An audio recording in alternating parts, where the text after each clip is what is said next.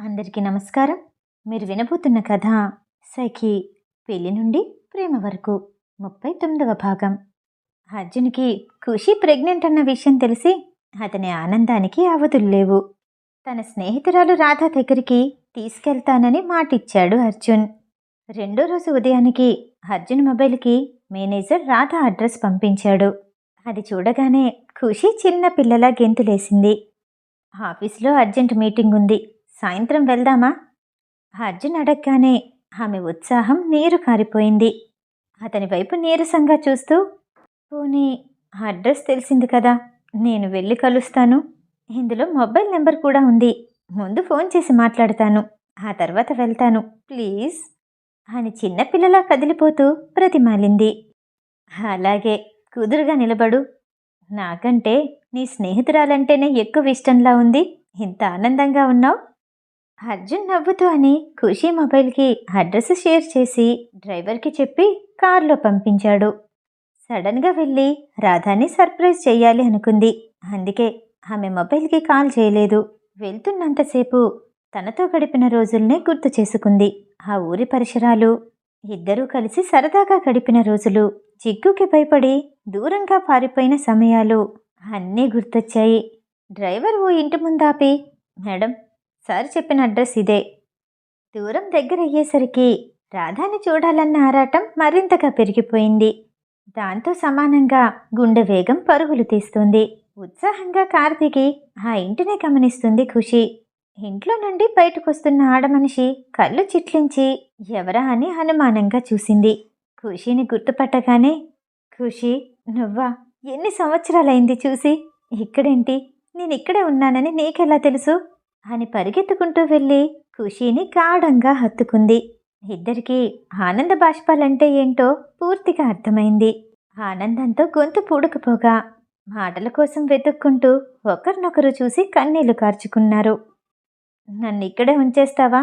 నీకోసం వెతుక్కుంటూ వచ్చాను, ఇంట్లోకి పిలవ్వా?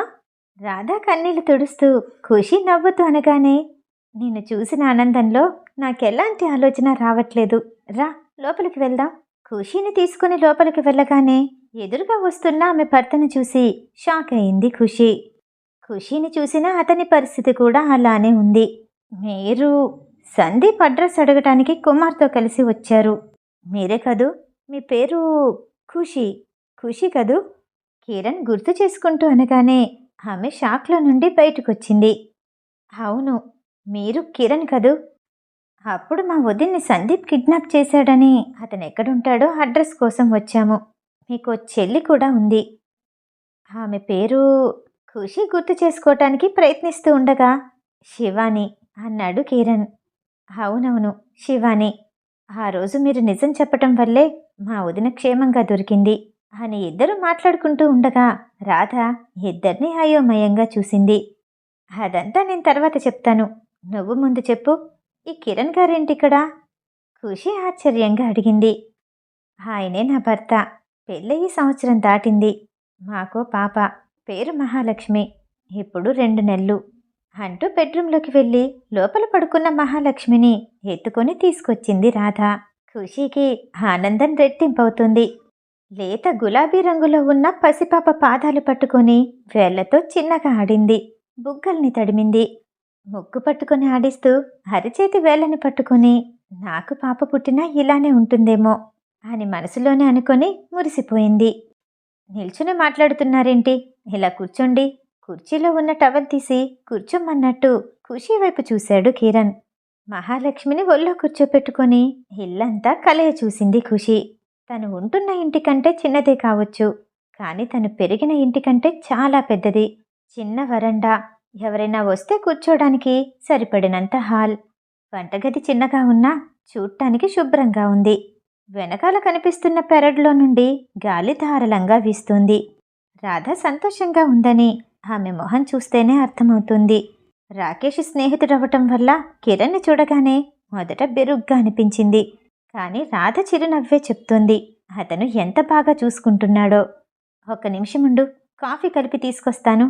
రాధా కిచెన్లోకి వెళ్ళబోతుంటే కిరణ్ ఆపి, నువ్వెప్పుడు చెప్పే స్నేహితురాలు తానే అని నాకు తెలీదు, నేను కాఫీ తీసుకొస్తాను, మీ ఇద్దరు మాట్లాడుకుంటూ ఉండండి కిరణ్ కిచెన్లోకి వెళ్ళాడు. ఇద్దరు మాటల్లో పడిపోయారు. ఇద్దరి మాటలు సంతోషంతో తడబడుతుంటే కిరణ్ ముగ్గురికి కాఫీ తీసుకుని వచ్చాడు. ఖుషికి రాధాకి కాఫీ అందించి, మీ గురించి మా రాధ చాలాసార్లు చెప్పింది. ఎన్నోసార్లు కలవాలనుకుంది, కానీ వీలు పడలేదు. తన మొబైల్ పోవటం వల్ల మీ మొబైల్ నెంబర్ కూడా దొరకలేదు. మీరిద్దరూ కలిసి ఎలా కాలేజీకి వెళ్ళేవాళ్ళు, ఎక్కడ ఆడుకునేవాళ్ళు, ఏ చెట్టు కింద ఉండేవాళ్ళు, ఏ బెంచ్ మీద పాటలు పాడుకునేవాళ్ళు, ఏ పాట పాడుకునేవాళ్ళు, ప్రతి చిన్న విషయాన్ని పూసగుచ్చినట్టు చెప్పింది. ఎంతగా బట్టి పట్టేశానంటే ఆలోచించండి, నాకెన్నిసార్లు చెప్పుంటుందో అంటూ నవ్వేశాడు కిరణ్. రాధ వైపు ప్రేమగా చూస్తూ ఖుషి కూడా నవ్వుని కలిపేసింది. మీ ఇద్దరు మాట్లాడుకుంటూ ఉండండి, నేనలా బయటికెళ్ళొస్తాను. కిరణ్ చెప్పి బయటికి వెళ్ళిపోయాడు. ఇద్దరికీ ప్రైవసీ దొరికింది. రాధా, ఇప్పుడు చెప్పు, ఇతనెలా పరిచయం అయ్యారు? నీ పెళ్ళికి నేనుండలేకపోయాను, కానీ ఆ అబ్బాయి నాకు లీలగా గుర్తున్నాడు. అతను ఇతను కాదు కదా? రాధ భారంగా ఓ నిట్టూర్పు విడిచి, నువ్వు వెళ్ళిన తర్వాత నా జీవితంలో చాలా మార్పులే జరిగాయి. నువ్వు చెప్పింది నిజమే, అతను ఇతను కాదు. నువ్వు ఊరు విడిచిపెట్టి వెళ్ళిన రెండో రోజే నాకు వివాహం జరిగింది. కొన్ని రోజులు సంతోషంగానే ఉన్నాము. అంతా బాగుంది అనుకున్న సమయంలో నీకోసం వెతుక్కుంటూ వచ్చిన జిక్కుకి నువ్వెక్కడున్నావో తెలియలేదు. అడ్రస్ చెప్పమంటూ నన్ను వేధించాడు. నాకు తెలీదని చెప్పినా వినలేదు. చంపేస్తానంటూ బెదిరించాడు. నా భర్త ఎన్నోసార్లు అడ్డుకున్నాడు. ఒకరోజు బాగా తాగొచ్చి పెద్ద గొడవే చేశాడు. నా భర్త అతన్ని కొట్టడంతో ఘర్షణ పెరిగింది. ఇద్దరి మధ్య గొడవని ఆపటానికి ప్రయత్నించాను, కానీ నా వల్ల కాలేదు. ఉన్మాదంలో ఊగిపోతున్న వాడిలా పక్కనే కనిపించిన కత్తితో నా భర్త మీద దాడి చేశాడు. 5 కత్తిపోట్లు పొడిచాడు. బలమైన గాయాలు తగలటంతో ఆయన వెంటనే ప్రాణాలు విడిచారు. ఊరి వాళ్ళందరికీ అతని మీద కోపం వచ్చింది. నాకు తోడుగా నిలబడ్డారు. పోలీస్ స్టేషన్లో కంప్లైంట్ ఇచ్చాము. అతనికి జీవిత ఖైదు పడింది. కానీ చనిపోయిన నా భర్త తిరిగి రాలేదు. నా తలరా తింటే ఎవరు మార్చలేరు అని బాధపడుతూ ఉన్న సమయంలో అనుకోకుండా కిరణ్ పరిచయం అయ్యాడు. మా పరిచయం ప్రేమగా మారింది. భర్త చనిపోయాడంటూ గతం మొత్తం చెప్పాను. అయినా సరే పెళ్లి చేసుకుంటానంటూ మొండి పట్టుపట్టారు. అతని చెల్లి శివాని కూడా ఒప్పుకోవటంతో ఇద్దరి పెళ్లి జరిగిపోయింది. గడిచిన ఈ సంవత్సర కాలంలో ఆయనెప్పుడూ నన్ను బాధపెట్టలేదు. సంతోషంగానే చూసుకున్నారు. నాకు ఎవరూ లేరు. ఆయనకి చెల్లొక్కర్తే ఉంది. మాదో చిన్న కుటుంబం. మహాలక్ష్మి మా ఇంట్లో అడుగుపెట్టాక సంతోషంతో పాటు కుటుంబం కూడా పెద్దదైంది అని నవ్వుతూ తన గతాన్నంతా చెప్పింది రాధ. ఇదంతా నా కోసమే కదూ. వచ్చిన తర్వాత నీకు ఫోన్ చేసుంటే అడ్రస్ చెప్పేదాన్ని, ఇన్ని బాధలు పడేదానివి కాదేమో అని బాధపడుతూ అంది ఖుషి. చచ్చా, అలా మాట్లాడకు. జీవితంలో ఏది ఎప్పుడు ఎలా జరుగుతుందో ఎవరికి తెలుసు? కుదుపులతో మొదలైన నా పడవ ప్రయాణం ఇప్పుడు సాఫీగా సాగుతుంది అని తృప్తిగా అంది రాధ. వాళ్ళిద్దరినీ ఏకాంతంలో వదిలేయాలనే కిరణ్ బయటికి వెళ్ళిపోయాడు. సాయంత్రం వరకు రానే లేదు. ఇద్దరు ముచ్చట్లు చెప్పుకుంటూ సాయంత్రం అవుతున్నా సరే సమయాన్ని పట్టించుకోనే లేదు. కొంచెం చీకటి పడుతున్న వేళ అర్జున్ ఫోన్ చేసేసరికి అప్పుడు బయలుదేరింది ఖుషి. ఖుషి రాధ ఇద్దరు ఒకరికొకరు ఫోన్ నెంబర్లు మార్చుకున్నారు. అప్పుడప్పుడు ఫోన్ చేస్తూ ఉండు, ఈసారి నువ్వే ఇంటికి రావాలి. ఖుషి చెప్పి ఆమె బుగ్గ మీద ముద్దిచ్చి చెయ్యూపుతూ బయలుదేరింది. రోజులన్నీ హాయిగా గడుస్తున్నాయి. అవి నెలలుగా మారగానే ఖుషి పొట్ట కూడా కొంచెం పెరిగి కనిపిస్తుంది. 2 నెలలు గడుస్తున్నా అశోక్ అప్పటి నుండి ఎవరితోనూ మాట్లాడలేదు. ఆఫీసులోనూ కనిపించలేదు. తులసికి చనిపోయే ముందు ధర్మేంద్రాన్ని చూసిన తర్వాత మనసులో ఏదో అనుమానంగానే ఉంది. అది ఎవరిని అడిగితే తీరుతుందో అర్థం కాక ఆ రోజు ఇంట్లో నుండి చివరిసారిగా కుమార తీసుకెళ్లాడు కాబట్టి లాయర్కి ఫోన్ చేసి అతని ఫోన్ నెంబర్ తెలుసుకొని కుమార్కి ఫోన్ చేసింది. కుమార్ ఇంటికొచ్చాడు. కుమార్ అన్నా, నాకు నిజం తెలియాలి. ఆ రోజు ఏం జరిగింది? నీతో నడుచుకుంటూ వచ్చిన మనిషి అలా శవంలా ఎందుకు తిరిగొచ్చారు? తులసి అడగగానే నిజం చెప్పటానికి మొదట తడపటాయించాడు కుమార్. నా దగ్గర కూడా నిజం దాస్తే ఎలా? నిన్ను నమ్మే కదా పంపించాను. ప్లీజ్ నిజమేంటి? నన్ను ఇబ్బంది పెట్టొద్దు. తులసి బలవంతం చేసేసరికి నిజమేంటో మొత్తం వివరించక తప్పలేదు. కుమార్ నోటి వెంట జరిగిందేంటో తెలుసుకోగానే అశోక్ అంటే మరింత అసహ్యంగా అనిపించింది. జీవితంలో ఎప్పుడూ అతన్ని కలవకూడదు, అతనితో కలిసి బ్రతకూడదు అని గట్టిగా నిర్ణయించుకుంది తులసి. మంజు తన మనసుకి తగిలిన గాయం నుండి నెమ్మదిగా కోలుకుంటోంది.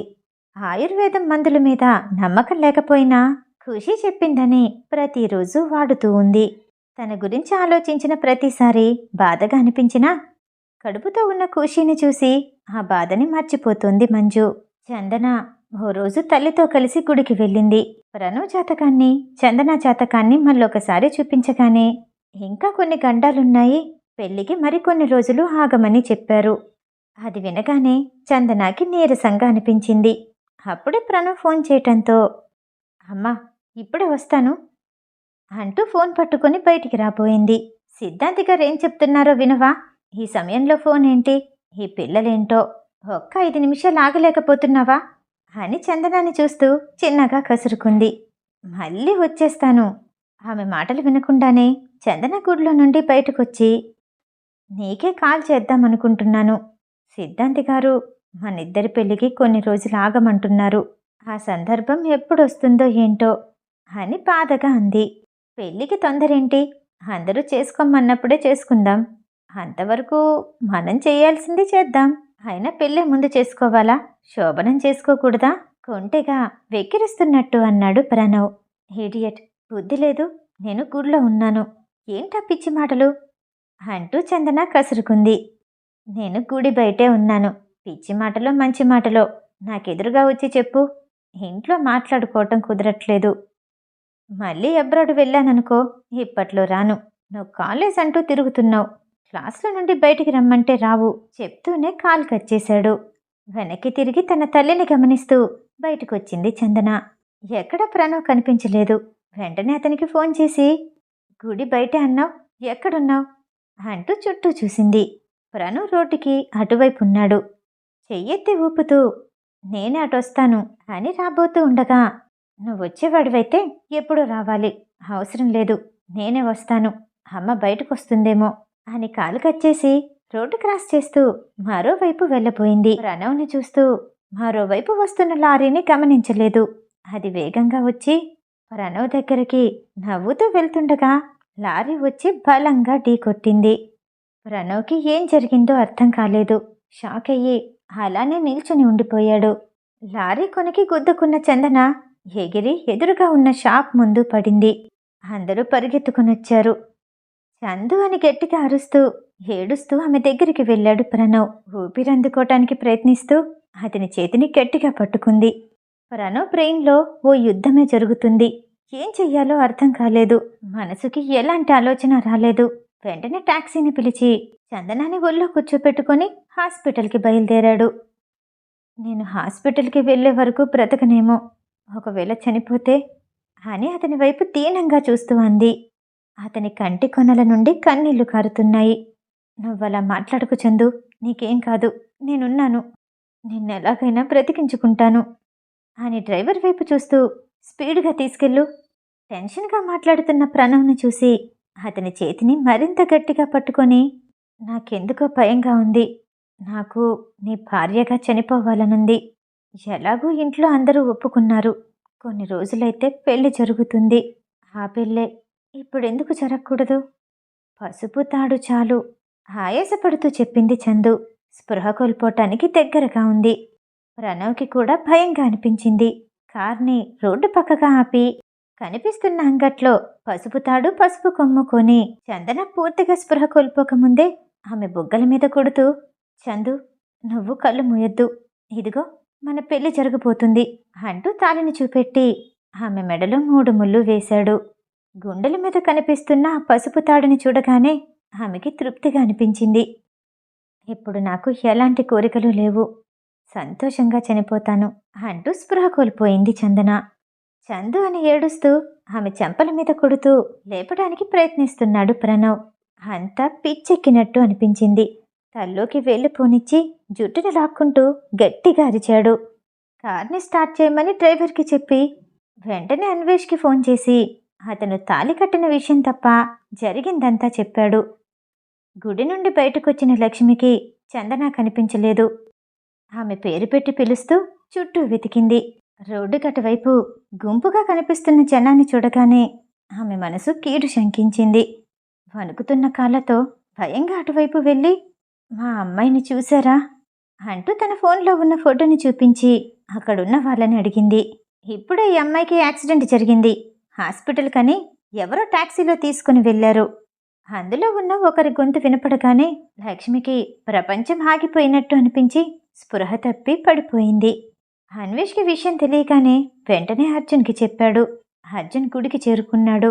స్పృహలో లేని లక్ష్మికి మొహం మీద నీళ్లు చిలకరించి మంచినీళ్లు తాగించి కారులో కూర్చోపెట్టాడు. అన్వేష్కి దుఃఖం ఆగలేదు. అతను ఏడుస్తూనే ప్రణవ్కి ఏ హాస్పిటల్కి తీసుకెళ్లాలో చెప్పాడు. అతను చేరుకున్న కాసేపటికి కుటుంబ సభ్యులందరూ హాస్పిటల్కి చేరుకున్నారు. గాయాలు బలంగా తగిలాయి. రక్తస్రావం చాలా జరిగింది. అప్పుడే ఏ విషయం అన్నది చెప్పలేము. డాక్టర్ చెప్పటంతో భానుమతి, లక్ష్మి బోరున ఏడ్చేశారు. ఖుషీని హాస్పిటల్కి తీసుకురాలేదు. మంజుకి దుఃఖంగానే ఉంది. కానీ తన తల్లికి, అత్తయ్యకి ధైర్యం చెప్పడానికి ప్రయత్నిస్తోంది. అన్వేష్ షాక్లోనే ఉన్నాడు. అర్జున్కి ఎందుకు అనుమానంగా అనిపించింది. నేనిప్పుడే వస్తాను అన్వేష్కి చెప్పి వెంటనే గుడి దగ్గరికి బయలుదేరాడు. అన్వేష్ కానీ ప్రణవ్ కానీ ఇదంతా పట్టించుకునే పరిస్థితిలో లేరు. యాక్సిడెంట్ జరిగిన స్థానంలో రక్తస్రావం బాగా అయినట్టు కనిపిస్తుంది. ఢీకొట్టిన లారీ ఆగలేదు. డ్రైవర్ ఎవరో తెలీదు. అక్కడ చూసిన వాళ్ళ ద్వారా లారీ నంబర్ని నోట్ చేసుకున్నాడు. అర్జున్ అక్కడ జరిగిన యాక్సిడెంట్ విధానాన్ని, లారీ వచ్చిన దారిని పరిశీలించాడు. లారీ టైర్ గుర్తులు రోడ్డుకి చాలా చివరగా కనపడుతున్నాయి. చందన కూడా రోడ్డు క్రాస్ చేసి చాలా చివరగా వచ్చినట్టు ఊహించాడు. అంతా గమనించి ఏదో అర్థమైనట్టు తల ఊపి వెంటనే హాస్పిటల్కి వెళ్ళాడు. ప్రణవ్ ఆగకుండా ఏడుస్తూనే ఉన్నాడు. దాదాపు అన్వేష్ పరిస్థితి కూడా అలానే ఉంది. ఇది చూస్తుంటే అనుకోకుండా జరిగిన దానిలో లేదు.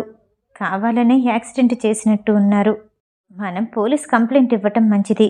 ఇది అటెంప్ట్ మర్డర్ అర్జున్ స్పష్టంగా చెప్పటంతో అన్వేష్ షాక్ అయ్యాడు.